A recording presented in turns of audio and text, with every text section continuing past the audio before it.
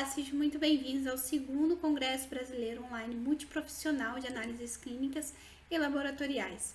Eu sou a Maritza Coutinho, graduanda em Ciências Biológicas pela Universidade Federal do Espírito Santo, e juntamente com o Rodinei Freitas, bacharel em Ciências Biológicas pela Universidade Federal da Bahia, realizamos essa apresentação sobre a importância de programas de capacitação profissional do biólogo nas análises clínicas.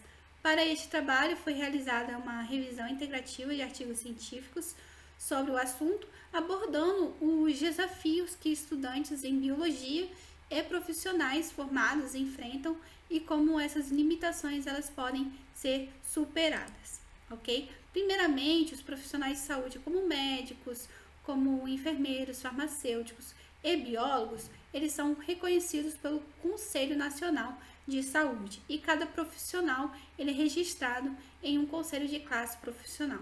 No caso dos biólogos, que é tema do nosso trabalho, ele é registrado pelo Conselho Federal de Biologia, que é mais conhecido como CFBio. Esse conselho estabelece resoluções para diferentes áreas que o biólogo ele pode atuar, e uma dessas resoluções trata-se da número 12 de 1993, que estabelece requisitos para a atuação do biólogo nas análises clínicas, ok? A atuação do biólogo nas análises clínicas, por mais que seja registrada desde 1993, ainda é um campo que gera muitas dúvidas. Por isso eu pergunto, quais processos ou fatores contribuem na capacitação do biólogo nas análises clínicas? Quais os principais desafios a serem superados, né? Como eu disse, para que o biólogo atue nas análises clínicas, ele precisa seguir os requisitos necessários que estão na resolução CFBio número 12 de 1993. O primeiro requisito é que o aluno em graduação, ele deve optar por disciplinas como anatomia humana, biofísica, bioquímica, citologia, fisiologia humana, histologia, imunologia, microbiologia e parasitologia. Disciplinas como hematologia, fluidos corporais e controle de qualidade, elas não estão presentes na resolução, porém é muito importante para que o aluno realize para ampliar o conhecimento no campo das análises clínicas. Além disso, outro requisito muito importante trata-se da realização de um estágio supervisionado de pelo menos 360 horas, ok? Entrando aí no campo de uma das perguntas realizadas, abordo com vocês alguns desafios que o aluno da graduação enfrenta para seguir no ramo das análises clínicas, como, por exemplo, a ausência de suporte no conhecimento da área. Muitas vezes o aluno ele não tem professores ou conhecidos que possam norteá-lo na carreira. O aluno também desconhece os requisitos necessários estabelecidos pela resolução CFBio número 12 de 1993. E também o campo de estágio é escasso, se tratando da graduação em ciências biológicas, ok? Assim, é necessário que se tenha mais discussões sobre como auxiliar esses alunos nas análises clínicas, como promover alternativas que aumentem a capacitação técnica e também para que as oportunidades do mercado de trabalho sejam mais acessíveis, ok? Os alunos já formados em biologia, eles também encaram desafios na atuação laboratorial, como, por exemplo, a falta de experiência e de estágios antes do término do curso, né? O aluno não consegue realizar um estágio, já que as oportunidades para alunos em biologia são escassas e isso prejudica a formação de carreira. Além disso, há poucos programas de especialização e residência para biólogos. Muitas empresas desconhecem que biólogos eles podem atuar nas análises clínicas. Se tratando aí de concursos públicos, o cargo de analista clínico, muitas vezes a banca não cobra formação em biologia. Normalmente, o que é requisitado pelas bancas é a formação em outras áreas da saúde, né? E também a falta de formação empreendedora, ou seja, o profissional biólogo pretende abrir uma clínica, né? E não sabe por onde começar. Por exemplo, quanto que precisaria para abrir uma clínica? Quais equipamentos comprar? Quais metodologias utilizar na rotina laboratorial? O laboratório ele será certificado ou não? Né? Essas e outras questões movem aí esse campo empreendedor que o profissional biólogo acabará tendo dificuldades, ok?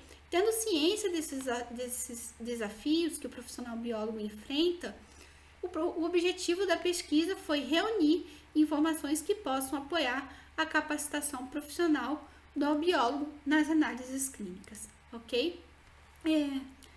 E aí, vamos para metodologia. Esse trabalho consiste em uma revisão integrativa de artigos selecionados em repositórios de artigos acadêmicos, utilizando palavras de buscas específicas para identificar os estudos relevantes com abordagem quantitativa e qualitativa, ok? Os repositórios utilizados para a busca desses artigos foram o US National Library of Medicine, PubMed, Scientific Electronic Library Online, o Cielo, o Google Acadêmico, a literatura latino-americana e do Caribe em ciências da saúde, o LINACS. E as palavras de busca utilizadas foram Biologist and Professional Training and Clinical Laboratory, ok? Os resultados encontrados foram, no Google Acadêmico a gente teve aí 1031 resultados, no PubMed tivemos 3 resultados, no Cielo e no LINACS não tivemos resultados, ao todo 1034 resultados, sendo 2 duplicados, deixando para a gente 1032 que passaram por um critério de exclusão, sendo 1029 deles excluídos, deixando para a gente 3 artigos selecionados. Assim, eu preciso deixar uma observação que esses artigos elegíveis, eles não tiveram relação com biólogo, e sim com cientistas de medicina laboratorial, cuja sigla é MLS, ok? Os 3 artigos selecionados têm como objetivo determinar a proporção de profissionais MLS com capacitação em serviço na cidade de Benin, na Nigéria, e nas áreas cobertas por tais programas de treinamento. O segundo artigo descreveu os resultados em termos de habilidade e conhecimentos adquiridos, além de como essas habilidades impactaram as responsabilidades profissionais após um programa de transição acadêmica. E o terceiro media e avalia a atitude, conhecimento e práticas de estagiários de MLS de universidades selecionadas na região de Manila, nas Filipinas, ok? Aqui, se tratando da discussão, os artigos selecionados eles demonstraram a importância de programas de capacitação para profissionais de laboratório, conhecimentos práticas de técnicas específicas e confiança em assumir novas responsabilidades, ok? Complementação e especialização, como pós-graduação ou residência multidisciplinar, na aquisição de novas habilidades técnicas, instrumentais e analíticas. E também demonstraram sobre o avanço tecnológico que é preciso capacitação contínua, né? Um exemplo foi o uso de equipamentos de diagnóstico molecular na pandemia da Covid-19, ok? Os artigos também demonstraram fatores limitantes na capacitação de profissionais de laboratórios, como, por exemplo, o alto-patrocínio. Muitas vezes os laboratórios não possuem política interna de capacitação, deixando aos profissionais utilizarem-se de seus próprios recursos na busca de atualizações e melhorias nas técnicas analíticas.